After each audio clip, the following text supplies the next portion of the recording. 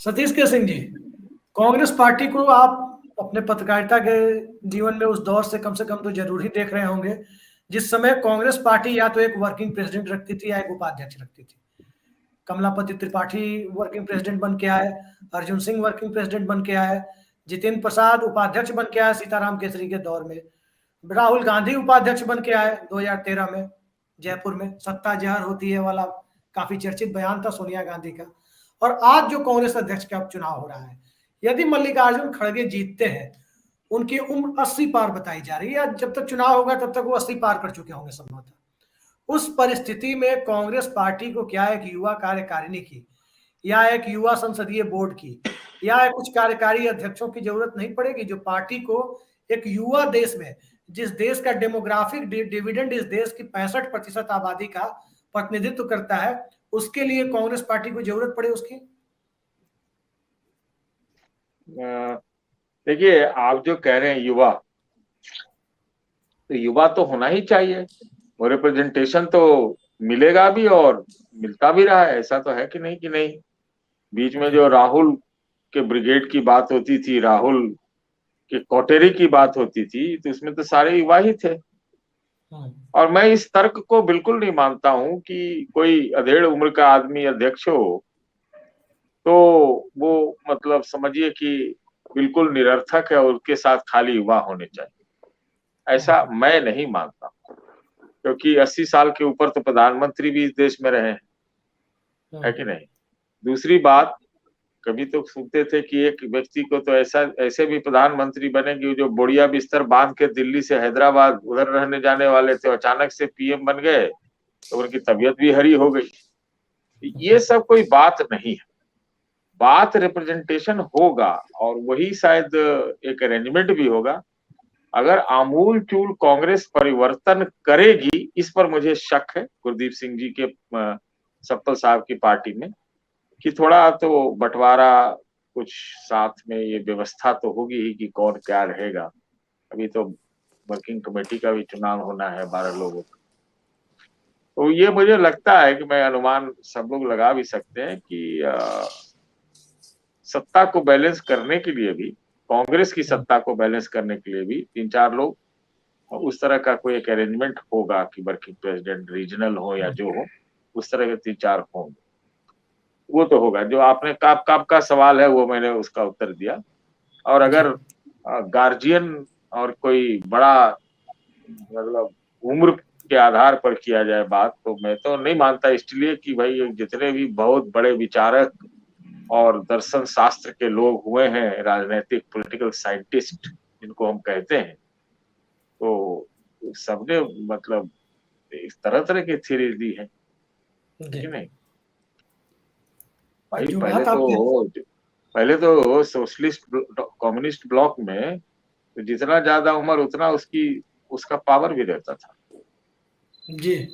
Communist bloc में, वो छोड़ दीजिए उस चीजों, ये सब बाकी अरेंजमेंट पे होगा वो रहने। ये गुरदीप सिंह सप्पल जी से आप ऑफ रिकॉर्ड पूछ लीजिएगा कि क्या जो अधेड़ वाले लोग थे कांग्रेस में, एक पूरा धड़ा, क्या राहुल गांधी को बदनाम करने में, बेइज्जत करने में, उनके चीजों को बस उनको उखाड़ फेंकने में जो उनका मतलब उनकी ऊंचाई बढ़ रही थी, उसमें लगी हुई नहीं थी क्या? अगर ये बोलेंगे तो सामने सामने हम भी बोलेंगे। तो सप्पल जी कुछ कह रहे थे? नहीं, एक बार मेरी बात पूरी होने जाने। देखिए, कांग्रेस को अगर निकल के आना है, मजबूत होके निकालना है, तो ये जो भारत जोड़ो यात्रा किया है इन्होंने, ये बहुत बड़ा काम किया है। मैं समझता हूं कि एक अच्छा कदम, बहुत बड़ा कदम है।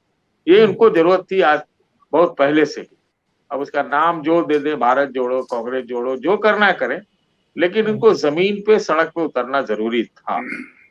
कांग्रेस सड़क पे निकलना, मेरे ख्याल से अगर आप लोग ध्यान से देखिएगा तो ये 1980 से पहले ही बंद हो गई थी।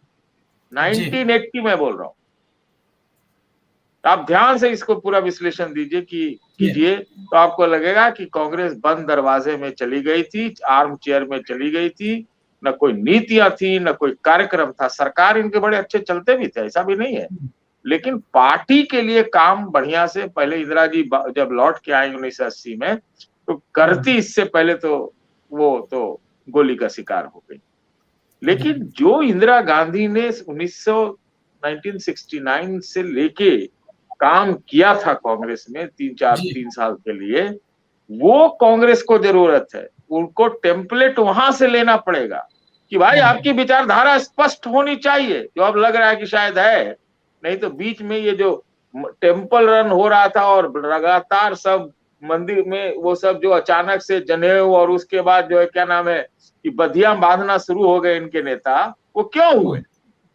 क्योंकि वो वैचारिक रूप से वो एक, मैं समझता हूं कि जो एक हिंदुत्व का ऑनस्लॉट था उसके लपेटे में आ गए, और वहां पर इन लोगों ने अपनी विचारधारा से तात्कालिक कंटेक्चुअल कॉम्प्रोमाइज किया, ये मैं कहूंगा। और जो अवसरवादिता भी हम कहेंगे, रिएक्शन करते थे, रिएक्ट करते थे, आज इन्होंने एक्ट किया है। तो हम मानेंगे कि भाई विचारधारा पे ये स्पष्ट हो जाए। अब जब ये कह रहे हैं कि अंबानी अदानी लगातार ये बोलते जा रहे हैं, अभी भी इनको उसमें स्पष्ट करना है कि किस चीज के वो खिलाफ है, किस चीज के वो खिलाफ नहीं है। राजस्थान की बात को कैसे ये उसका एक पूरा जस्टिफिकेशन देंगे। जैसे उन्होंने कहा कि वो कॉर्पोरेट के खिलाफ नहीं है, क्या कहते हैं, कोई इन्वेस्टमेंट आएगा तो जो बिड से आएगा तो हम रोक नहीं सकते। आहर्ताएं क्या है कि आप किस चीज के खिलाफ है, एकदम क्लियर करके बात करिए, साफ कीजिए इस चीजों को। इस तरह से एक विचारधारा की बात हो। इसी सवाल पर सुन लीजिए मुझे, मेरे खत्म हो जाने दीजिए। दूसरी बात है कि फिर संगठन का काम अगर इन लोगों ने रीऑर्गेनाइज किए, CWC के ठीक से चुनाव कराए, या फिर ऐसे लोगों को जो काम वाले लोग उनको यहाँ पर नियुक्त किया या उनके लिए मार्ग प्रशस्त किया, जो खड़गे साहब, जो जिनके अभी गुरदीप साहब उनके समर्थक हैं वहाँ पार्टी में, तो वो काम आमूल चूल करेंगे तब तो ठीक है। नहीं तो फिर तो लुटियंस दिल्ली में ही अगर घूमना है 5 किलोमीटर में ही परिधि में, तब तो इन सब फिर फारसी कहलाएगा।